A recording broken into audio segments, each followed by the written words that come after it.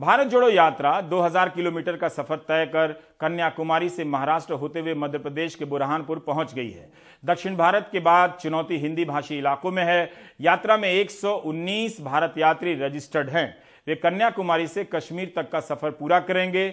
मध्य प्रदेश के एक बुजुर्ग दंपति हैं तो छत्तीसगढ़ के युवा कारोबारी भी, चेन्नई से आए डॉक्टर है तो बिहार से आए राजनीतिक कार्यकर्ता भी। एक टेंट के नीचे एक छोटा भारत हर दिन रुकता है, चलता है। हमारे सहयोगी अनुराग द्वारी भी इस यात्रा के सहयात्री बने। उनकी रिपोर्ट। आभास है, विश्वास है, जन जन में मन की आस है, अब तोड़ ना सके कोई हमें, ये हाथ से जुड़ते हाथ हैं। मध्य प्रदेश में राहुल गांधी की यात्रा कई मायनों में अनूठी है।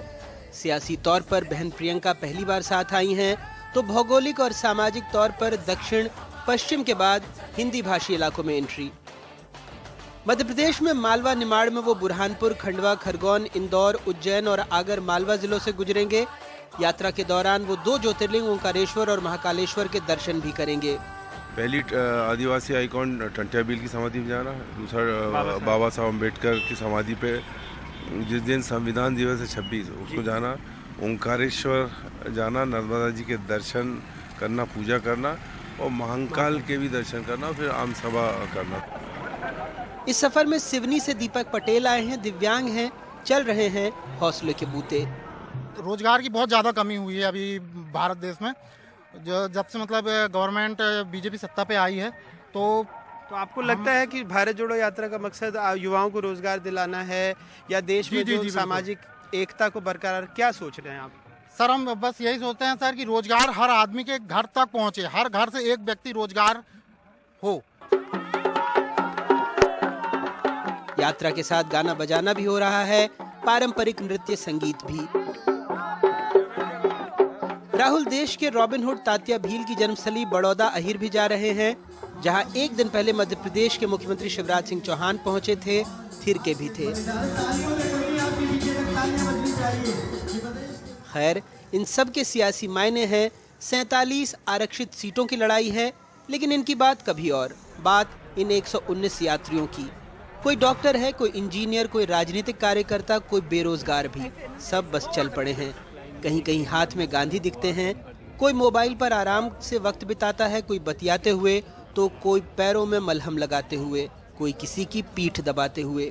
करत करत अभ्यास के जड़मती होत सुजान, रसरी आवत जात के सिर पर परत निशान। तो जिन लोगों को चलने की आदत नहीं है उनके लिए तकलीफ देह है, लेकिन इस देश के करोड़ों लोग हैं जो रोज चलते हैं। मोजे उतार के बैठे थे, पैर में कुछ दर्द, तकलीफ? नहीं, कोई तकलीफ नहीं है। अभी लेटे हुए थे तो थोड़ी हवा लग रही थी, इसलिए फिर पहन ली। You are a qualified doctor, so do you also help the fellow yatris in case of emergency?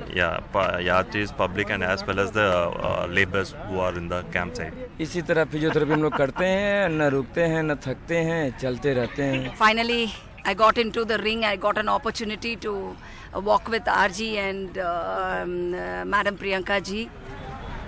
Gwalior के बुजुर्ग दंपति राकेश और सीमा पांडे खुद के खर्च पर पदयात्रा कर रहे हैं। ग्वालियर में प्राइवेट कॉलेज चलाते हैं। कुछ महीने पहले बेंगलुरु में अपने बच्चों से मिलने गए थे, वहां भारत जोड़ो का ऐलान सुना, सो यात्रा में शामिल हो गए।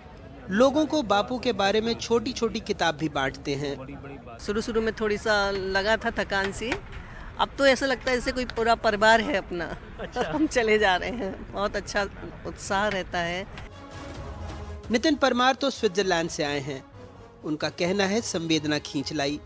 डेमोक्रेसी में इलेक्शन सिस्टम को फ्री होना जरूरी है। मैं स्विट्जरलैंड से आता हूं और स्विट्जरलैंड में डेमोक्रेसी में इलेक्शन एकदम फेयर एंड फ्री होता है, तो यहाँ पे भी होना चाहिए।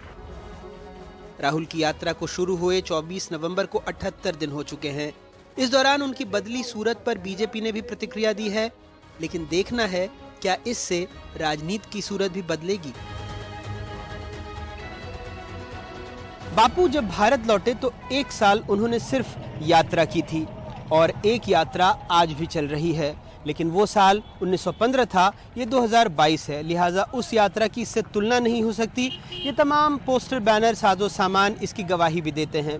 लेकिन पदयात्रियों से मिलने पर एक बात समझ में आती है, एक भावना समझ में आती है, वो है देश को जोड़े रखने की। खंडवा से अपने सहयोगी निशात और कैमरा पर्सन रिजवान खान के साथ अनुराग द्वारी, एनडीटीवी इंडिया।